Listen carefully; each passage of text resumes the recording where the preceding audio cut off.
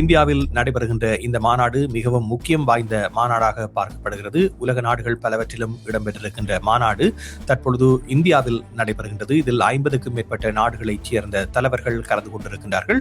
அத்தோடு 30க்கும் மேற்பட்ட மிக முன்னணி வாய்ந்த தகவல் தொழில்நுட்பத்துறையை சார்ந்த ஜாம்பவான்கள் இதில் கலந்து கொண்டிருப்பதாகவும் தெரிவிக்கப்படுகிறது. இந்த மாநாட்டின் மூலமாக $100 பில்லியன் முதலீடு செய்யப்படும் AI தொழில்நுட்பத்தில் என்று எதிர்பார்க்கப்படுகின்ற நிலையில் நிச்சயமாக இந்த AI தொழில்நுட்பத்தின் வளர்ச்சி என்பது எந்த ஒரு நாட்டாலும் அல்லது எந்த ஒரு நிறுவனத்தாலும் பங்கு பெற்றாமல் தவிர்க்க முடியாது என்ற நிலையை ஏற்கனவே அடைந்து விட்டது. பிப்ரவரி 10 ஒரு ஒப்பந்தத்தை கூட செய்திருக்கிறது கனடாவுக்கும் இலங்கைக்கும் இடையிலான இருதரப்பு ஒப்பந்தம். அது எவ்வாறு சொன்னால், கனடாவிடம் இருந்து இலங்கையானது அவர்கள் பாவிக்கின்ற வழி காட்டுதலையே இந்த AI தொழில்நுட்பத்தில் பயன்படுத்துவதற்காக அவ்வாறான ஒரு ஒப்பந்தத்தை கைச்சாத்திருக்கின்றது. AGI எனப்படுகின்ற ஆர்டிபிஷியல் ஜெனரல் இன்டெலிஜென்ஸ் எனப்படுகின்ற அடுத்த கட்டத்தை அறிமுகப்படுத்துவார்களா இருந்தால் அது பிரச்சனைகளை தானாகவே தீர்க்கக்கூடியது, புதிய பிரச்சனைகளை கூட. அவ்வாறான நிலை வரும் பொழுது நிச்சயமாக இந்த போரரங்கு என்பது தான் தேடியே அளிக்கக்கூடிய நிலைக்கு இட்டு செல்லக்கூடியதாகவோ அல்லது மருத்துவ நிலையில் கூட இது பெரிய மாற்றங்களை கொண்டு வரக்கூடியதாகவோ இருக்கும் என்று சொன்னால், தனக்கு தெரியாத பிரச்சனைகளை தீர்க்கக்கூடியதாகவும் அல்லது புதிய தொழில்நுட்பங்களை அறியக்கூடியதாகவும் அல்லது இப்பொழுது அந்த தகவல்களை ஒரு இடத்தில் இருந்து, அதாவது ஒரு டொமைன்ஸிலிருந்து மற்ற டொமைன்ஸ், அதாவது ஒரு தரப்பிலிருந்து மற்ற தரப்புக்கு மாற்றக்கூடியதாகவும் மனிதர்களை விடவும் சிந்திக்கக்கூடிய, அங்கேதான் முக்கியமாக வருகிறது, சிந்திக்கக்கூடிய தன்மையை பெறுவதாக AGI வந்துவிடும். சீனா, அமெரிக்கா $500 மில்லியன் அல்லது $1 பில்லியன் செலவழித்து அமெரிக்க கம்பெனி ஒன்று செய்கிற இந்த ஆர்டிபிஷியல் இன்டெலிஜென்ஸ் தளத்தை அது மிகவும் குறைந்த செலவில் செய்து அதனை விட வேகமாக செயற்படுகின்றார். இப்ப இந்த டீப் சீக் எனப்படுகின்ற சீனா வெளியிட்ட பொழுது டொனால்ட் ட்ரம்பே கூறியிருந்த ஒரு விடயம், நாங்கள் பல $மில்லியன் பில்லியன் செய்வதை விட சீனாவிடமிருந்து கற்றுக்கொண்டு இவ்வாறான மிக குறுகிய தொகையில் இதை செய்யக்கூடியதாக கண்டுபிடிக்க வேண்டும் என்றால் அது இவற்றை விட மிகவும் திறமை வாய்ந்ததாக அறியப்பட்டது. வியாபார துறைகளில் மாற்றம் வரப்போகின்றது என்பதை நாங்கள் ஏற்கனவே ஒத்துக்கொண்டவர்களாக இருக்க வேண்டும். அதாவது AI தெரிந்தவர்களால் அல்லது AI-யின் பயன்பாட்டை அறிந்தவர்களால் தான் பிழைத்துக் கொள்ள முடியும் என்கின்ற ஒரு நிலைமை என்பது இந்த ஒயிட் காலர் ஜாப்ஸ் அல்லது வியாபார சந்தைகள் அல்லது இந்த போட்டி பொருள் எல்லாம் பெறப்போகின்றன. குறிப்பாக விவசாயங்கள் கூட இனி சாதாரணமாக நடைபெறாமல் எவ்வாறான முறையில் பயிர்களை செய்தால் அது எவ்வாறான முறையில் வரும் என்பதை கூட கூறக்கூடியதாகவும் அதற்கான வசதிகளை இந்த ஸ்டார்லிங்க் எனப்படுகின்ற எலன் மாஸ்கின் கம்பெனி என்பது கொடுத்திருக்கின்றபடியால் சாதாரணமாக ஒரு விவசாயி கூட தனது தொலைபேசியில் அங்கு டவர் என்பது தேவையில்லை, விடயங்களை தரவிறக்கம் செய்து அதுவும் அதிகூச்ச வேகத்தில் பார்க்கலாம். இந்த இவ்வாறான விடயங்கள் எல்லாம் செய்தால் நன்றாக இருக்கும் என்று.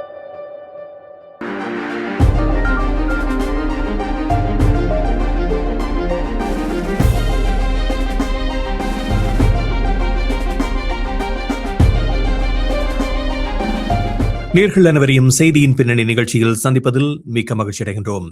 இன்றைய நிகழ்ச்சியில் நாங்கள் எடுத்துக்கொண்ட விடயம் AI தொழில்நுட்ப மாநாடு தற்பொழுது நியூ டெல்லியில் நடைபெற்றுக் கொண்டிருக்கின்றது. இந்தியாவில் நடைபெறுகின்ற இந்த மாநாடு மிகவும் முக்கியம் வாய்ந்த மாநாடாக பார்க்கப்படுகிறது. உலக நாடுகள் பலவற்றிலும் இடம்பெற்றிருக்கின்ற மாநாடு தற்பொழுது இந்தியாவில் நடைபெறுகின்றது. இதில் 50க்கும் மேற்பட்ட நாடுகளைச் சேர்ந்த தலைவர்கள் கலந்து கொண்டிருக்கின்றார்கள்.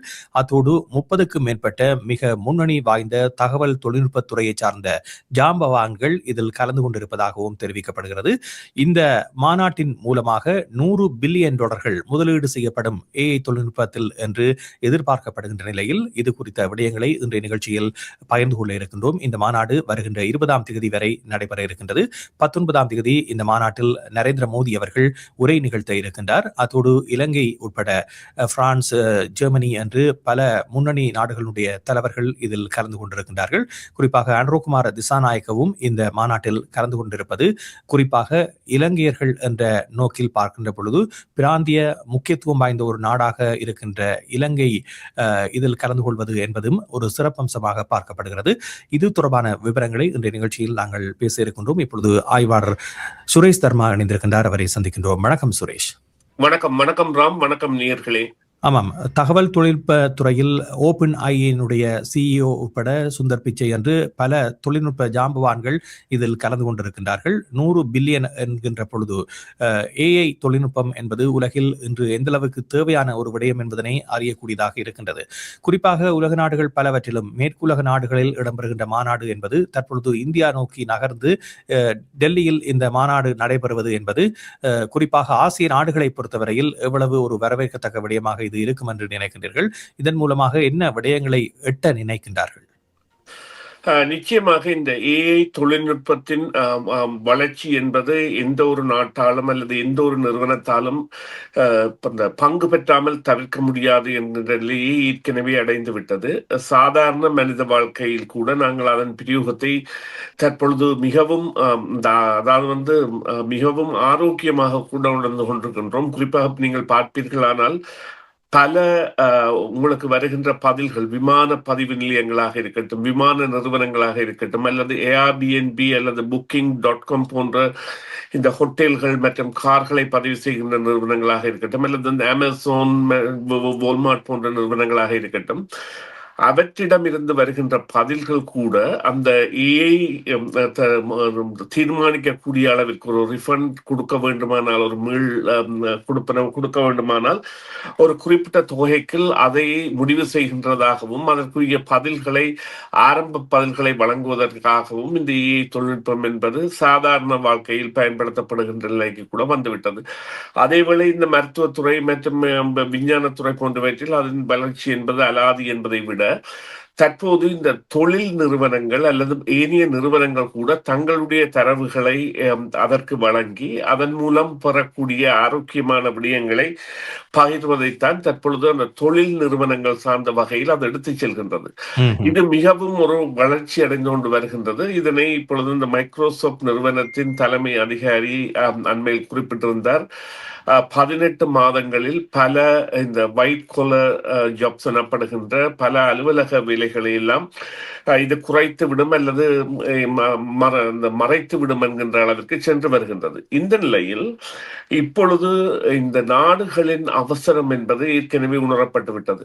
அதன் காரணமாக எந்த நாடுகள் முந்திக் கொண்டு செயற்படுகின்றனவோ அதன் மூலம் பெறப்பட போகின்ற வெற்றி என்பது அந்த நாட்டிற்கு பெரிதாக இருக்கும். அந்த வகையில் இப்பொழுது மே மாதம் கூட இங்கு மேற்கத்திய நாடுகளால் ஒரு மகாநாடு நடத்தப்பட இருக்கின்ற நிலையில் இந்த 16ஆம் தேதியிலிருந்து 20ஆம் தேதி வரையும் டெல்லியில் நடத்தப்படுகின்ற மகாநாடு என்பது மிகவும் முக்கியத்துவம் பெறுகின்றது என்று சொன்னால் ஏஐ இம்பாக்ட், ஏஐயால் வரக்கூடிய நிகழ்வுகள் எவ்வாறு இருக்கும் என்பதை கண்டறிந்து அதற்கேற்ப வகையில் அந்த நாடுகள் செல்வது. இதன் மூலம் இந்தியா பல தென்னாசியாவில் உள்ள நாடுகளுக்கு ஒரு தலைமைத்துவமாகவும் அல்லது வழிகாட்டியாகவும் செயற்படக்கூடிய தன்மையை தானாக பெறக்கூடிய சந்தர்ப்பத்தை கொடுத்துள்ளது. நீங்கள் குறிப்பிட்டது போல பல ஏஐ தொழில்நுட்ப நிறுவனங்களின் தலைமை அதிகாரிகள் என்பவர்களும் அத்தோடு நாட்டின் அதிபர்களும் சென்றிருக்கிறார்கள். இங்கே ஒரு விடயத்தை நாங்கள் குறிப்பாக கவனிக்க வேண்டும்.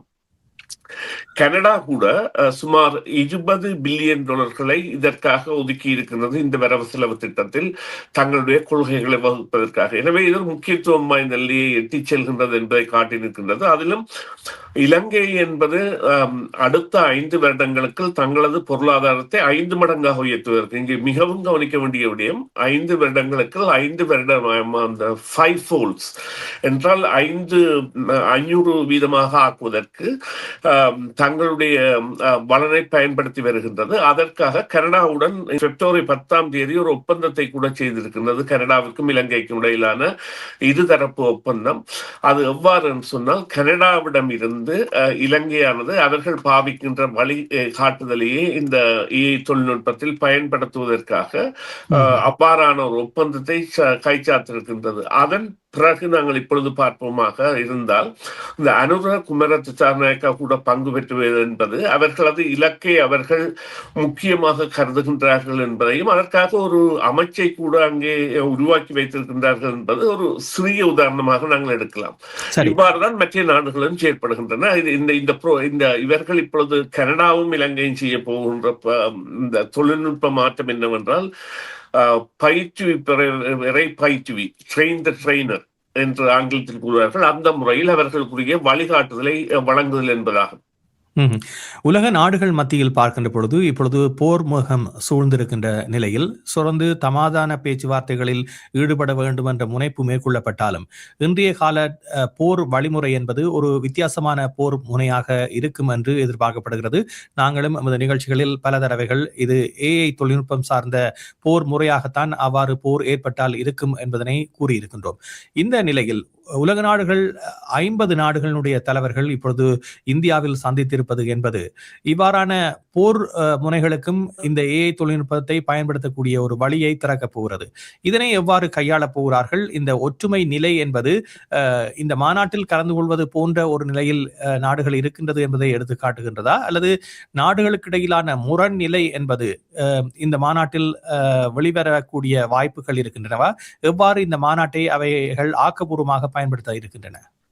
இல்லை, இதில் ஒரு கட்டுப்பாடு கொண்டு வரப்பட வேண்டிய தேவை இருக்கின்றது. ஆனால் கட்டுப்பாடு மீறப்படும் ரகசியமாக. ஏனென்று சொன்னால் நாங்கள் இப்பொழுது பாய்ப்பது ஆர்டிபிஷியல் இன்டெலிஜென்ஸ் எனப்படுகின்ற AI தொழில்நுட்பம். இந்த AI தொழில்நுட்பத்தின் பயன்பாடே அதிவேகமாக அதாவது உச்சமாக உணரப்படுகின்றது. மனிதர்களுடைய சிந்திப்பு திறனை விட குறுகிய நேரத்திற்கு, அதாவது நானோ செகண்ட் என்றார்கள். நானோ செகண்ட் என்றால் நாங்கள் கண்மூடி ஒரு கண் இமைக்கின்ற நேரத்தை விட 1000 மடங்கு சிறிய ஒரு நேரத்திற்குள் பிரச்சனைகளை தீர்க்கக்கூடியதாக மாறிவிட்டது. அதற்குரிய காரணம் என்னவென்று சொன்னால் இந்த கம்ப்யூட்டர்களில் இந்த நானோ கம்ப்யூட்டர் எனப்படுகின்ற அமைப்பு என்பது முன்னர் ஒரு அறை அல்லது ஒரு பெரிய கட்டிடம் தேவை. அவ்வாறான ஒரு எலக்ட்ரானியல் ப்ரோசஸ் ஒன்றை செய்வதற்கு இப்பொழுது அது ஒரு கணனி அளவிற்கே மாற்றம் பெறக்கூடிய அளவிற்கு அதனுடைய அந்த கார்பன் சிப்ஸ் வந்தபடியால் அதனுடைய இந்த பிரயோகம் என்பது இருக்கின்றது. அதை விட இவர்கள் வைத்திருக்கின்ற இந்த சர்வர் சென்டர் என்பது நகரங்களின் தேவைக்குரிய மின்சாரங்களை எடுக்கின்றனவாக. அதாவது 500 மெகாவாட்ஸ் ஒரு விடயத்தை எடுத்துக்கொண்ட ஒரு அதாவது மின்சாரத்தை எடுக்கின்றது என்றால் 24 மணித்தியாலமும் தொடர்ந்து எடுக்கின்ற பொழுது அது ஒரு நகரத்திற்கு பாவிக்கக்கூடிய மின்சாரம் போன்ற விடயங்கள் எல்லாம் வந்துவிட்டன. இந்த நிலையில் அவர்கள் அந்த AGI எனப்படுகின்ற ஆர்டிபிஷியல் ஜெனரல் இன்டெலிஜென்ஸ் எனப்படுகின்ற அடுத்த கட்டத்தை அறிமுகப்படுத்துவார்களா இருந்தால் அது பிரச்சனைகளை தானாகவே தீர்க்கக்கூடியது, புதிய பிரச்சனைகளை கூட. அவ்வாறான நிலை வரும் பொழுது நிச்சயமாக இந்த போரரங்கு என்பது தான் தேடியே அளிக்கக்கூடிய நிலைக்கு இட்டு செல்லக்கூடியதாகவோ அல்லது மருத்துவ நிலையில் கூட இது பெரிய மாற்றங்களை கொண்டு வரக்கூடியதாகவோ இருக்கும் என்று சொன்னால் தனக்கு தெரியாத பிரச்சனைகளை தீர்க்கக்கூடியதாகவும் அல்லது புதிய தொழில்நுட்பங்களை அறியக்கூடியதாகவும் அல்லது இப்பொழுது அந்த தகவல்களை ஒரு இடத்தில் இருந்து, அதாவது ஒரு டொமைன்ஸிலிருந்து மற்ற டொமைன்ஸ், அதாவது ஒரு தரப்பிலிருந்து மற்ற தரப்புக்கு மாற்றக்கூடியதாகவும் மனிதர்களை விடவும் சிந்திக்கக்கூடிய, அங்கேதான் முக்கியமாக வருகிறது, சிந்திக்கக்கூடிய தன்மையை பெறுவதாக AGI வந்துவிடும். அந்த AGI விட அவர்கள் அடுத்து எதிர்பார்ப்பது அந்த ஆர்டிபிஷியல் சூப்பர் இன்டெலிஜென்ஸ் எனப்படுவது. ஆர்டிபிஷியல் சூப்பர் இன்டெலிஜென்ஸ் வந்தால் மனித இனத்தின் தேவை இருக்குமா என்ற தேவையை வைத்து பல அந்த AI கண்டுபிடித்தவர் அல்லது AI குறித்த முதல் புத்தகத்தை எழுதியவர் கூட அண்மையில் குறிப்பிட்டிருந்தார். இது ஆரம்பத்திலேயே கட்டுப்படுத்தப்பட்டிருக்க வேண்டிய விடயம் என்னவென்று சொன்னால் இது இப்பொழுது இந்த ASI என்பது வருமாக இருந்தால் அது மனிதர்களை விடவே தீவிரமாக சிந்தித்து இங்கேதான் தாக்குதல் நடக்கப் போகிறது, நாங்கள் இந்த இடத்தில் தாக்கினால் போதும் அல்லது இந்த கப்பலை தாக்கினால் போதும் போன்ற பல செயற்பாடுகளை அது செய்யக்கூடியதாக மாறிவிடும். அதாவது மனிதனின் வலுவை விட தற்பொழுது இந்த ஆர்டிபிஷியல் இன்டெலிஜென்ஸ் என்பது வளர்ந்து வருகின்றது. எனவே இதனை கட்டுப்படுத்துவதற்கான ஒரு உலக பொறிமுறை ஒன்றின் தேவை இருக்கின்றது.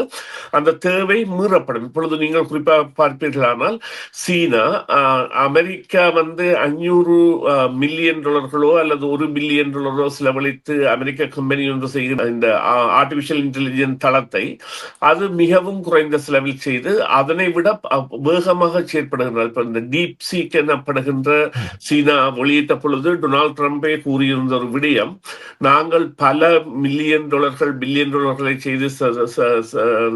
செய்வதை விட சீனாவிடமிருந்து கற்றுக்கொண்டு இவ்வாறான மிக குறுகிய தொகையில் இதை செய்யக்கூடியதாக கண்டுபிடிக்க வேண்டும் என்றால் அது இவற்றை விட மிகவும் திறமை வாய்ந்ததாக அறியப்பட்டது. அவ்வாறான நிலைமையில் இந்த போர் முறைகளுக்கு இவை பாவிக்கப்படும் தன்மை என்பது மிகவும் மிகவும் ஒரு ஆபத்தான உலகத்தை கொண்டு வரும். அதற்காகத்தான் இப்போது நல்ல பக்கத்தை, அதாவது ஏஐயின் நல்ல பக்கத்தை பாவிப்பதற்காகத்தான் இவ்வாறு இந்த மகா நாடுகள் நடைபெறுகின்றன. அதை இவ்வாறு செய்யலாம் என்று இது தனித்தனி கம்பெனிகள் கூட பாவிக்கலாம். இதில் பலருக்கும் இருக்கக்கூடிய ஒரு வினா, இது சாதாரணமாக இந்த சாட் ஜிபிடி எனப்படுவதை பாவிப்பது போன்றுதானே இருக்கும் என்று. அவ்வாறு இல்லை. அவர்களுக்கு தேவையான தரவுகளை அந்த ஏஐக்கு வழங்கி அதை மட்டுப்படுத்தப்பட்டதாக தங்கள் கம்பெனியினுடைய சேவர்களில் கூட வைத்திருக்கலாம். அதன் மூலம் அதன் பிரயோகத்தை பெற்று அதன் மூலமான ஆராய்வுகளை மேற்கொள்வது. இதற்காக இவர்கள் தகவல்களை, இந்த டேட்டா கலெக்ஷன் என்பதை பல கம்பெனிகளும் செய்யாம விட்டிருந்தால் இனி செய்ய வேண்டிய தேவையை இது ஏற்படுத்தி இருக்கின்றது. மறுபக்கமாக இந்த தகவல் தொழில்நுட்ப திரட்டு என்பது நிச்சயமாக ஒரு உலக அழிவிற்கு வழிவகுக்கும் என்கின்ற ஒரு ஐயத்தை ஏற்படுத்தியதுதான் இந்த நாடுகளின் ஒன்றிணைவிற்கான காரணம். பல நாடுகளும் முந்தியெடுத்துக் கொண்டு செல்வதற்கு தங்களுடைய பொருளாதார வளத்தை மேற்கொள்வதற்கு, அந்த விருத்திப்படுத்துவதற்குமான தேவை இருப்பதற்கு காரணம். அதற்கு இன்றைய உதாரணமாக நாங்கள் இலங்கையை பார்க்கலாம். எவ்வாறு அவர்கள் மிகவும் அந்த சிந்தனை தரத்தோடு இந்த விடயத்தை கொண்டு செல்கின்றார்கள் என்பதை. இதே நேரத்தில் இதுவரை காலமும் இந்த உலகினுடைய சக்தியை கட்டுப்படுத்துவது யார் என்ற போட்டி நிலவி இருக்கின்ற நிலையில் இவ்வாறான தொழில்நுட்பத்தினூடாக இந்த கட்டுப்பாடுகளை மேற்கொள்ளலாம் என்ற ஒரு விடயமும் இருக்கின்றது. அதே நேரத்தில் ஏற்கனவே இந்த ஏஐ தொழில்நுட்பத்தினூடாக சேகரிக்கப்படுகின்ற தகவல்கள் தொடர்பான விமர்சனங்களும் இருக்கின்றன. இந்த சூழலில் தொடர்ந்தும் அமெரிக்கா இவ்வாறான தகவல்களை தன்னகத்தே சேமித்து வைப்பதற்கு இந்த தொழில்நுட்பம் என்பது உதவ போகிறதா? இது உலக நாடுகளுக்கு ஒரு ஆபத்தான விடயமாக மாறாதா? இல்லை, தகவல் திரட்டு என்பது ஆபத்தாக மாறும். குறிப்பாக பார்ப்பீர்களானால் இந்த பேண்டமிக் காலத்தில் திரட்டப்பட்ட தகவல்களோ அல்லது இந்த எப்ஸ்டீன் ஃபைலின் பொழுது பில் கேட்ஸுக்கும் எப்ஸ்டீனுக்கும் இடையிலான ஒரு தகவல் பரிமாற்றத்தின் பொழுது அந்த பேண்டமிக் ஏற்பட்டால் எவ்வாறு செயற்படுவது என்பதற்கான தேவை ஒன்றாக தரவுகளை பெறுதல், அதாவது வாழ்கின்ற மனிதர்களின் தரவுகளை பெறுதல் போன்ற தேவைகள் எல்லாம் அதில் ஆராயப்பட்டிருக்கின்றன. அவ்வாறு அந்த தகவல்களை பெறுதல் என்பதும் தகவல்களை தெரியாமல் பெறுதல் என்பதும் நடைபெற்றுக் கொண்டிருக்கின்றது. குறிப்பாக நீங்கள் இப்பொழுது மின்னஞ்சலுக்கு எழுதுவதோ அல்லது நீங்கள் ஒரு கூகுளில் தேடுவதோ உங்களுக்குரிய சொத்தாக அல்லாமல் அது நேரடியாகவே மாற்றம் பெறுகின்றது. அதை விட உங்களுடைய தகவல்கள் இந்த கம்ப்யூட்டரில் இருந்தான் பெறுகின்றது, இந்த கம்ப்யூட்டர் இன்னாரால் தான் பாவிக்கப்படுகின்றது, அல்லது நாங்கள் வேறு அந்த கம்ப்யூட்டரை வேறொரு தளத்தில் எங்களுடைய தனிப்பட்ட தகவல்களை பரிமாறி இருப்போம். அது வங்கியாக இருக்கலாம் அல்லது வேறு ஒரு அலுவலாக இருக்கலாம். ஆனால் அந்த விவரம் என்பது எங்களை அறியாமலே எடுக்கப்படுகின்ற தேவைகள் எல்லாம் அங்கே சாதாரணமாக நாங்களே அதனை அனுமதிக்கின்றோம். ஆனால் அவை சட்டப்படி நேர்மையானவை இல்லை. ஆனால் அமெரிக்கா போன்ற நாடுகளில் இதற்கும் மேலான வகையில் அவர்கள் இந்த தகவல் திரட்டுகளை மேற்கொண்டு அல்லது களவுகளை மேற்கொண்டு, இப்பொழுது குறிப்பாக பார்த்தீர்களானால் இந்த சீனா ஒரு விமானத்தை கொண்டு வந்திருந்தது, இந்த ஃபேங் 235 என்று. அது அமெரிக்காவின் உச்ச விமானமாக கருதப்படுகின்ற F-35க்கு ஈடுணையான விமானம். ஆனால் கடைசியில் CIA கண்டுபிடித்தது என்னென்றால் சீனா அமெரிக்காவிடமிருந்துதான் அதனை திருடி அதே விமானத்தை செய்திருக்கின்றது என்பது. அதை அவர்கள் முடிந்த பிறகுதான் கண்டுபிடித்தார்கள். இப்பொழுது உண்மையிலே அவர்கள் சீனாவுடன் முரண்படுவதற்கு இதனை ஒரு பொழுதும் அவர்கள் நேரடியாக சொல்லாவிட்டாலும், நீங்கள் அண்மையிலே இந்த CIA முன்னாள் இயக்குனர் கூறியிருந்தார், இதுதான் அவர்கள் செய்த மிகப்பெரிய களவு என்று. அவ்வாறு இவ்வாறான தகவல்களை இவ்வாறு சேகரித்து அல்லது அந்த இராணுவ தகவல் அதுதான் இந்த ஒற்றர்கள் மூலம் இந்த நாடுகள் செய்கின்ற தகவல் திருட்டு என்பது அல்லது தகவல் திருட்டு குறித்த பயத்திற்கும் காரணம் இவ்வாறான தனிப்பட்ட தகவல் திரட்டு மாத்திரமல்ல, விஞ்ஞான பூர்வமான ஏனைய தகவல் திரட்டுகளும் நேரடியாக பெறப்படலாம், களவாடப்படலாம், எங்களுக்கு தெரியாமலும் அவை பரிமாறப்படலாம். இந்த மாநாட்டின் மூலமாக $100 பில்லியன் முதலிடப்படும் என்று எதிர்பார்க்கப்படுகிறது. இதனால் ஏற்படக்கூடிய நன்மைகள் என்ன முதலீடு என்று பார்க்கின்ற பொழுது? நிச்சயமாக வியாபார துறைகளில் மாற்றம் வரப்போகின்றது என்பதை நாங்கள் ஏற்கனவே ஒத்துக்கொண்டவர்களாக இருக்க வேண்டும். அதாவது ஏஐ தெரிந்தவர்களால் அல்லது ஏஐயின் பயன்பாட்டை அறிந்தவர்களால் தான் பிழைத்துக் கொள்ள முடியும் என்கின்ற ஒரு நிலைமை என்பது இந்த ஒயிட் காலர் ஜாப்ஸ் அல்லது வியாபார சந்தைகள் அல்லது இந்த போட்டி பொருள் எல்லாம் பெறப்போகின்றன. குறிப்பாக விவசாயங்கள் கூட இனி சாதாரணமாக நடைபெறாமல் எவ்வாறான முறையில் பயிர்களை செய்தால் அது எவ்வாறான முறையில் வரும் என்பதை கூட கூறக்கூடியதாகவும் அதற்கான வசதிகளை இந்த ஸ்டார்லிங்க்ஸ் எனப்படுகின்ற எலன் மாஸ்கின் கம்பெனி என்பது கொடுத்து இருக்கின்றபடியால் சாதாரணமாக ஒரு விவசாயி கூட தனது தொலைபேசியில் அங்கு டவர் என்பது தேவையில்லை, விடயங்களை தரவிறக்கம் செய்து அதுவும் அதிக வேகத்தில் பார்க்கலாம், எவ்வாறான விடயங்கள் எல்லாம் செய்தால் நன்றாக இருக்கும் என்று அவ்வாறான தொழில்நுட்ப ரீதியிலான போட்டிகளுக்கும் தொழில்நுட்ப ரீதியிலான ஒத்துழைப்புக்கும் இந்த நிதி என்பது நிச்சயமாக ஒரு பெரிய பங்கை ஆற்றும். அதை விட இந்தியாவின் தலைமைத்துவத்தை அந்த பிரதேசத்திற்குரிய தலைமைத்துவம் என்பதை விட சில வேளைகளில் மேற்கத்திய தேசங்களுக்குரிய தலைமைத்துவத்தை கூட கொடுக்கக்கூடிய நிலையில் வரும். இப்பொழுது இவ்வாறு பாருங்கள், கனடா என்பது தனது ஏஐ தொழில்நுட்ப தேவைகளுக்காக ஒதுக்கி இருக்கின்ற 20 பில்லியன்களில்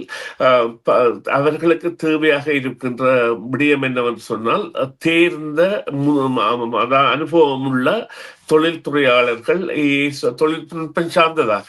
எனவே இப்பொழுது நாங்கள் முதல் இந்தியர்கள் வருவது என்பது மாணாக்கர்களாக வந்தார்கள். ஆனால் இனி வரப்போகின்ற இந்தியர்கள் என்பவர்கள் கல்வி கற்றவர்களாகவும் அல்லது இந்த தேர்ச்சி பெற்றவர்களாகவும் இருக்க போகின்றார்கள். ஆனால் இதில் இருக்க போன்ற மாற்றங்கள் என்னவென்று சொன்னால் சில வேளைகளில் இந்தியாவில் இருந்தே செயற்பாடுகள் அனைத்தும் செய்யப்படுகின்ற நிலை என்பது ஏற்படும். குறிப்பாக பார்த்தீர்களானால் ஒரு தமிழர் ஒருவர் தொடங்கிய நிறுவனம் என்பது சோஹோ, எங்களுடைய வானிலையில் கூட அந்த விளம்பரம் போகின்றதை கேட்டிருக்கின்றேன். அந்த நிறுவனம் என்பது இந்தியாவில் ஒரு புதிய புரட்சியை ஏற்படுத்தி இருக்கின்றது. எவ்வாறு சொன்னால் அவர் ஒரு கிராமத்தில் இருந்தே அதை இயக்குகின்றார். அது இன்று இந்தியாவின் பல மையங்களை கட்டுப்படுத்துகின்ற ஒரு சமூக வலைத்தளங்களை கூட செயற்படுத்துகின்ற ஒரு தமிழரின் நிறுவனமாக அது பிரபல்யம் பெற்றிருக்கின்றது. இன்று அது பேசு பொருளாக இருக்கின்றது. அவ்வாறாக இவர்கள் கிராமங்களில் இருந்தவாறு இந்த தொழில்நுட்பங்களை மற்ற நாடுகளுடன் செய்யக்கூடிய தன்மையை இது ஏற்படுத்தும். இந்த பணம் எனவே நிச்சயமாக இந்தியாவிற்கு பெரிய உதவியாக இருக்கும். நன்றி சுரேஷ், நிகழ்ச்சியில் கலந்து கொண்டமைக்கு. நாங்கள் மீண்டும் மற்றொரு நிகழ்ச்சியில் பேசுவோம். இதுவரை கலந்து கொண்ட உங்களுக்கு நன்றி கூறி விடைபெறுகின்றோம். நன்றி ராம், நன்றி நேயர்களே, மீண்டும் ஒரு பொழுதில் சந்திப்போம். டிவிஐ யூடியூப் சேனலில் இணைந்திருக்கும் நேயர்கள் அனைவருக்கும் எமது நன்றி. எமது காணொளி தொகுப்புகளை தொடர்ந்து நீங்கள் பார்வையிடுவதற்கு கீழிருக்கின்ற பெல் பட்டனை அழுத்துவதனூடாக நோட்டிபிகேஷனில் பல காணொளி தொகுப்புகள் உடனுக்குடன் உங்களை வந்து சேரும். அருகில் இருக்கின்ற முக்கிய காணொளி தொகுப்புகளையும் பார்வையிட தவறாதீர்கள்.